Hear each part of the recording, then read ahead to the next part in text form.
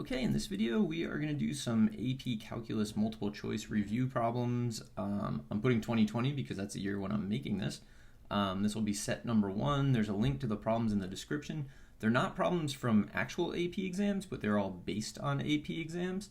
And I'm going to go through and solve them. So get a copy of the problems, try them on your own, and then watch the video to see how you compare. All right, let's take a look. So number 1. If f is the function given by f of x equals 4 over x squared plus 2 to the x minus 4, then what is f prime of negative 2? All right, so first thing I'm going to do is actually just rewrite f of x. So f of x, I'm rewriting it as 4 times x to the negative second. I usually just do that in my head, but if I'm taking the actual AP exam, I'd probably show a lot more work just to make sure that I can check my answers. So now I'm going to find the derivative. So it's going to be I'm going to use the power rule on this first part, get negative 8x to the negative third. I'm going to remember how to find the derivative of 2 to the x, which is 2 to the x natural log of 2. And then the derivative of negative 4 is 0. Okay, so now I'm going to find f prime of negative 2. So it's just subbing in. So I got this, got 2 to the negative 2, natural log of 2. All right, so negative 2 cubed is negative 8, so negative 8 divided by negative 8 is 1, and then 2 to the negative second is 1/4. So I end up with this. But these are multiple choice practice problems, so there are no answer choices because I don't know if you've ever tried to make multiple choice questions. Making the answer choices is just the worst. So what I've done is I've come up with like the questions, and then we're just going to solve them straight up. So in this case, I would probably leave my answer like that, but the answer choices, in my experience, usually have a common denominator for these sorts of things. So I'm going to write it like that. All right, that's number 1. Let's do number 2. So number 2, the integral of 8e to the 2x dx. So first step here, definitely I'm just going to like take the 8 out. So 8 times the integral of e to the 2x dx. So in my mind, I just kind of like integrate this, right? There should be a 2 on the inside there by the chain rule, so a 1/2 on the outside. So I'm going to get 8 1/2 and then e to the 2x plus c. And so my final answer would be 4e to the 2x plus c. But some people don't like doing those in their head. In that case, I would probably make u equal e to the 2x, then just go through the whole process, right? du is 2e to the 2x dx.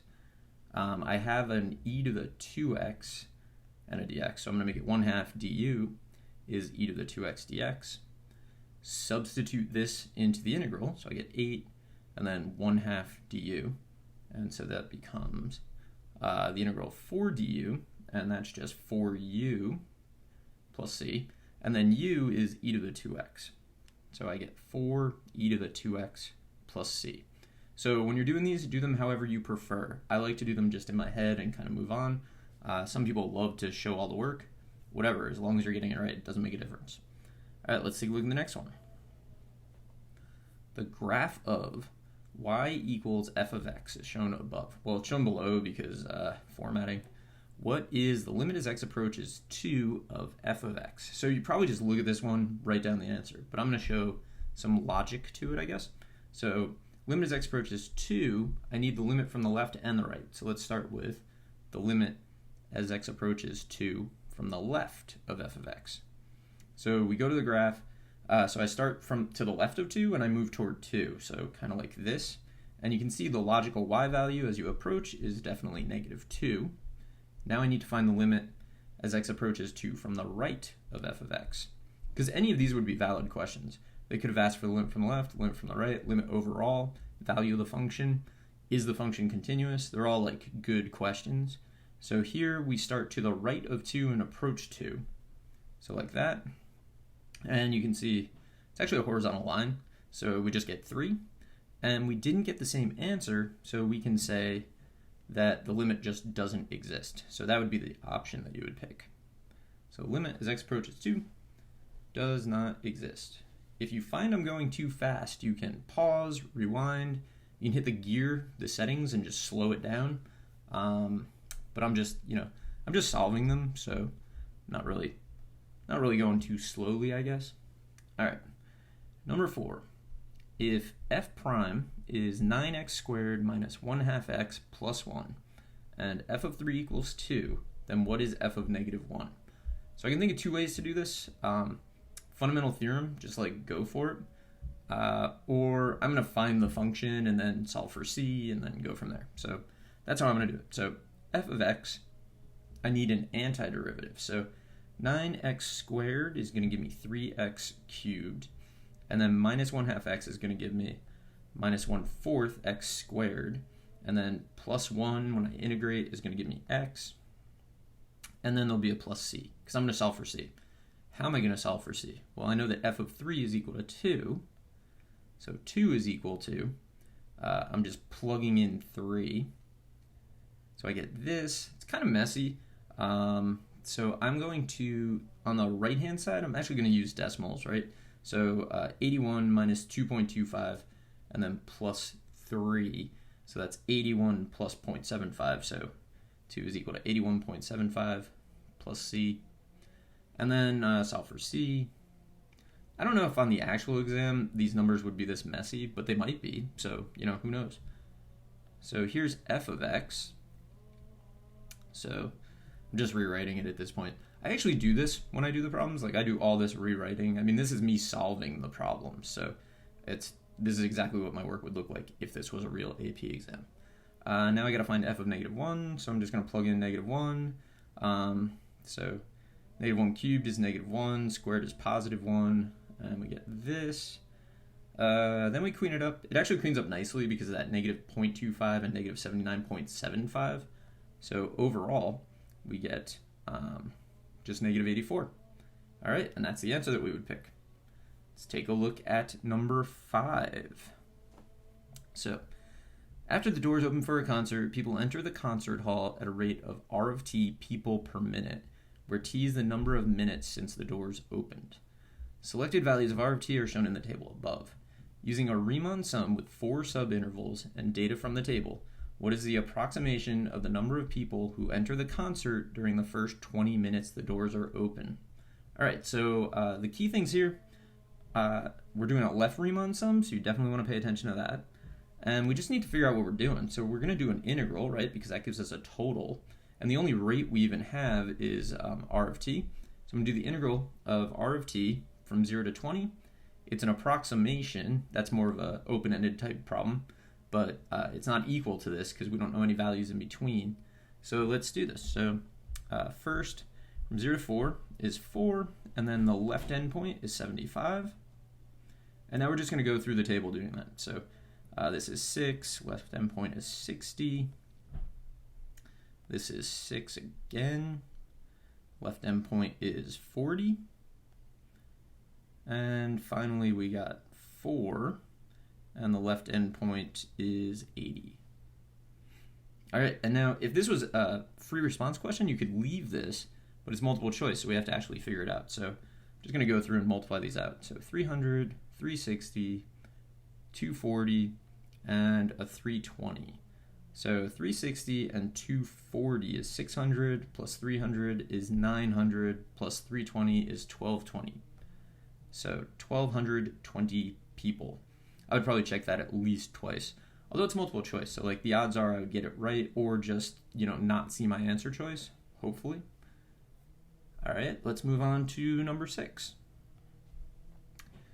If y is equal to e to the 3x times the quantity x squared minus 3, then what is dy dx? So this is just saying find the derivative. You get actually quite a few of these on the AP exam.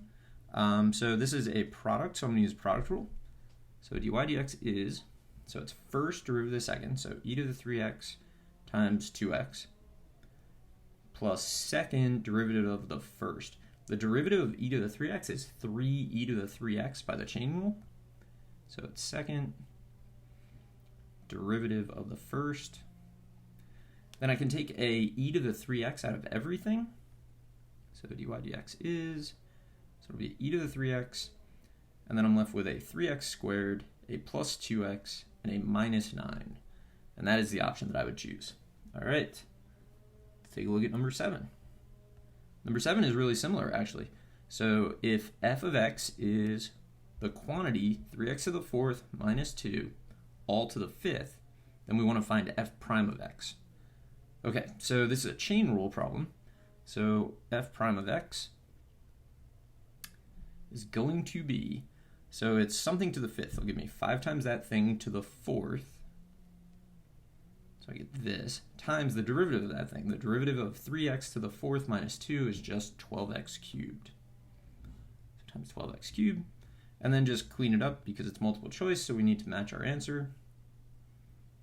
So I would end up with 60x cubed, 3x to the fourth minus 2, all to the fourth. And that is the answer I would choose. The question could have been like, what are the critical points of this? How many critical points are there? All sorts of things like that. In case you're just thinking like, what else could they ask? All right, let's look at number 8. So depending on when you're doing these, you may not know how to do this one yet, but if you come back to it later, definitely by the exam, you should know how to do this. This is an antiderivative problem. So I'm going to take that 2 from the numerator and just like pull it out right away. So 2, the integral of dx over 5x minus 20. I see a common 5, so I'm actually going to take that out also. So I get 2/5, the integral of dx over x minus 4. And now this looks to me almost exactly like a natural log problem, right? Like you may try to do u substitution and then reverse the power rule, but you'll end up with like u to the 0 times 1 over 0, and that's like a huge problem. That means that you're dealing with natural log. So this is actually a perfect one. So it's 2/5, the natural log of the absolute value of x minus 4, and then plus c. So on multiple choice, the absolute value will just be there. Free response, make sure you put that absolute value in there because it's supposed to be there. Then maybe if you solve for c, it can go away. Who knows? All right, let's take a look at number 9. So if f of x is 4 minus 3x over x to the fourth plus 3, we want to find f prime. So this is another one, like let's just find a derivative. It's a quotient rule. So like when you take the AP exam, they're testing to see if you learned all of the calculus you were supposed to learn. So all of your derivative rules, all your antiderivatives. So there are some problems on there that like seem very direct, and they really are. So like don't double think it, just jump in and do it. So quotient, use the quotient rule. Gonna be bottom, derivative of the top. Derivative of the top is -3. So bottom, derivative of the top, and then minus top, derivative of the bottom. Derivative of the bottom is 4x cubed. So top, derivative of the bottom, so 4x cubed. All of that is over the bottom squared. So we have this. It's multiple choice, so we got to keep going on this. It would have been nicer if this was like find f prime of 1 or something like that, but we need to like do it. So I'm just going to expand the numerator. So I get -3x to the fourth minus 9 minus 16x cubed and then plus 12x to the fourth. I see a couple of x to the fourth there, so I'm going to collect those. And that'll be my answer. So 9x to the fourth minus 16x cubed minus 9 all over x to the fourth plus 3 and then quantity squared. So all of these are based on problems that were on AP exams in the past, so make sure you know how to do them. All right, let's take a look at number 10. Use the table, the table above gives the velocity v of t in miles per hour of a truck at select times t in hours. Use a trapezoidal sum with 3 subintervals indicated by the table. Using a trapezoidal sum, what is the approximate distance in miles the truck traveled from time t equals 2 to t equals 7? All right, so it's like a 5-hour journey. Let's see what we get. So so it's a distance traveled, and that's the integral of the absolute value of velocity. So this could have been a trick question. Like you could have had, probably not, but you could have had like positive 60, negative 50, because they're velocities, not speeds. But in this case, everything's positive, so you don't really need to worry about it, but you should worry about it. All right, and this will be approximately trapezoidal sum. So I'm just going to do each trapezoid individually. So 1/2, and then the height of the first one goes from 2 to 3.5, so 1.5. And then base 1 plus base 2 is 60 plus 50, so 110. These numbers are kind of annoying.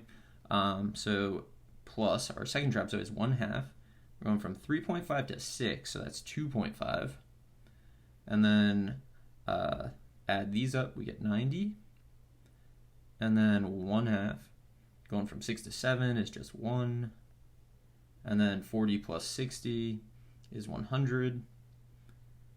Okay, so now I actually need to add these up because it's multiple choice. If it was free response, you could actually probably just leave that and say, like, this is in miles, and kind of move on. I don't really do that. I always evaluate it anyway, but it's risky because if you get it wrong, you're going to lose the point for the answer. So let's see. I got to work this out. So it's 1/2, and then a 3/2, and then a 1/10. So 3/2 and 1/2 is 3/4, which is 0.75. So I'm actually going to think in decimals here. So 0.75 of 110. 0.75 of 100 is 75, and of 10 is 7.5. So this gives me 82.5. All right. And then 1/2, 2.5, 90. So 1/2 of 90 is 45. So I need to do 45 times 2.5. 45 times 2 is 90. And then 0.5 times 45 is 22.5. So I got this, and then I add those up, and I get 112.5.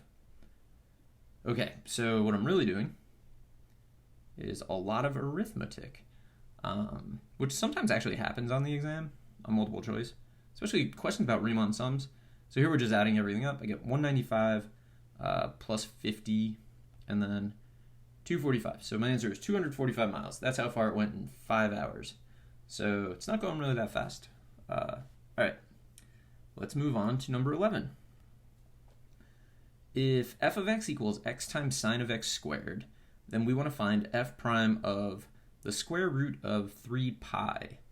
Okay, so this is find a derivative and evaluate it. I don't know if yeah, I think there's one more somewhere in here. All right, so first I'm going to find the derivative. X times sine of x squared is a product.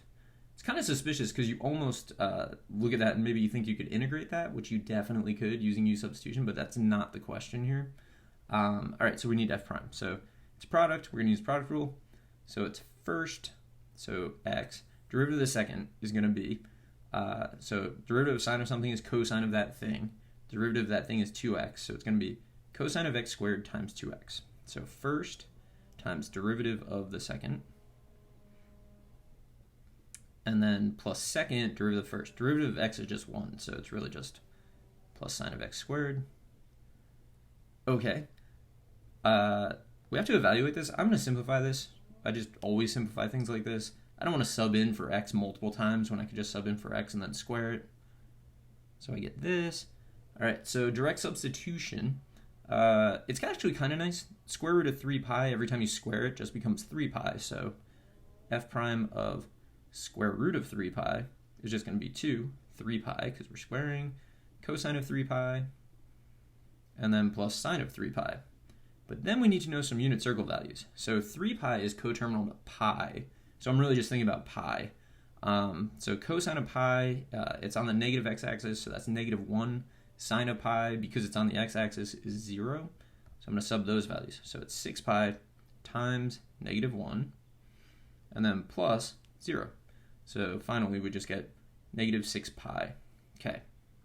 So I don't think maybe you could have been asked for like a tangent line. I don't know, the rate of change of the function, all kinds of like first derivative type questions. All right, let's look at number 12, the last one in this set. If f is the function given by f of x equals 2x cubed minus 5x squared, then the average rate of change of f on the closed interval from -2 to 3 is. So in my mind, I always say, as soon as I read average rate of change, I think algebra 1 slope. So average rate of change is algebra 1 slope, so we're just doing f of 3 minus f of -2 over 3 minus -2. And now it's just like a lot of arithmetic, right? So I'm going to plug in 3, and I get, so 2 times 27 is 54, minus 5 times 9 is 45, minus, plug in -2, so you get 2 times -8 is -16, and then -5 times +4 is -20, over, and then just 5. All right, so this cleans up pretty nicely, actually. We get 9 minus 36 over 5, which is just 45 over 5, which is 9. So if you think about it, this question could have been asked in Algebra 1. This is just like, find the slope of the secant line, basically. But it'll show up on the AP Calculus exam. Like, this is based on a problem from the exam. As were all of these. They're all based on multiple choice questions.